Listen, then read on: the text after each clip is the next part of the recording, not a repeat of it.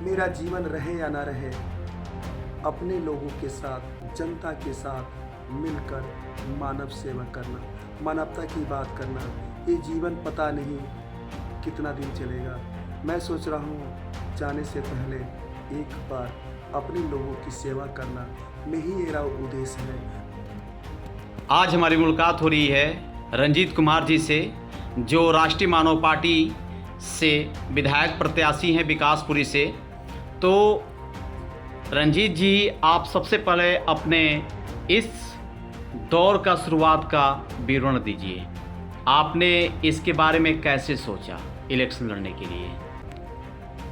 मैं एक छोटा सा आदमी, मैं ज़िंदगी में निगम पार्षद तो दूर, विधायक तो दूर, कभी सपने में भी नहीं सोचा था कि मैं चुनाव लड़ूंगा। जब मैं आम आदमी पार्टी का जब प्रभारी था, 12 साल से विकासपुरी विधानसभा में प्रभारी बनकर काम किया। कभी हम ना फ्रंट पे आया, ना कभी स्टेज पर आया। पूरी जो भगवान की कृपा है हमारे ऊपर, सब चीज़ वही करा रहे हैं। मैं भगवान को धन्यवाद करता हूँ। मेरी तो औकात भी नहीं है चुनाव लड़ने का।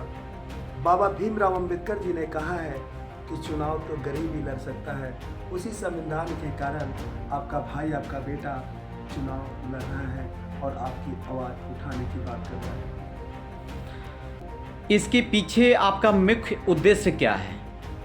मेरा मुख्य उद्देश्य है, मेरा जीवन रहे या ना रहे, अपने लोगों के साथ, जनता के साथ मिलकर मानव सेवा करना, मानवता की बात करना। ये जीवन पता नहीं कितना दिन चलेगा। मैं सोच रहा हूँ जाने से पहले एक बार अपने लोगों की सेवा करना, यही मेरा उद्देश्य है। मैं इस उद्देश्य पे हमेशा अपने लोगों के साथ, अपने विकासपुरी की जनता के साथ मैं हमेशा लगा रहूँगा। चुनाव जीतूँ या हारूँ, कोई फर्क नहीं पड़ता है। मैं उन लोगों का आशीर्वाद लेने की बात करता हूँ। राष्ट्रीय मानव पार्टी से आप पहली बार कब जुड़े? राष्ट्रीय मानव पार्टी से मैं 1 साल पहले दिसंबर में 31 दिसंबर को पार्टी से जुड़ा था। एक बार जब मैं आम आदमी पार्टी में था तो मैं सभी जितने भी बड़े बड़े लीडर हैं उन लोगों से बात किया कि सर इस तरह का प्रॉब्लम है, लोगों की हम बात नहीं कर पा रहे, आवाज़ नहीं उठा पा रहे, काम नहीं कर पा रहे हैं, विधायक लोग काम नहीं कर रहे हैं। तो उन्होंने कहा देखते हैं। उसके बाद एक मानव पार्टी मिला, मैं उस पार्टी में शामिल हो गया मानव की सेवा करने के लिए।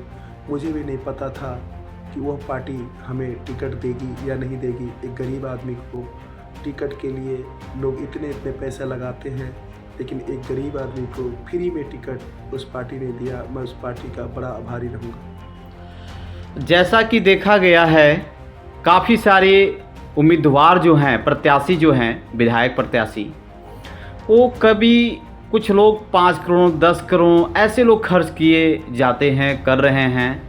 और ऐसे सुनने में आता है कि बिना पैसे का इलेक्शन नहीं लड़ा जा सकता है।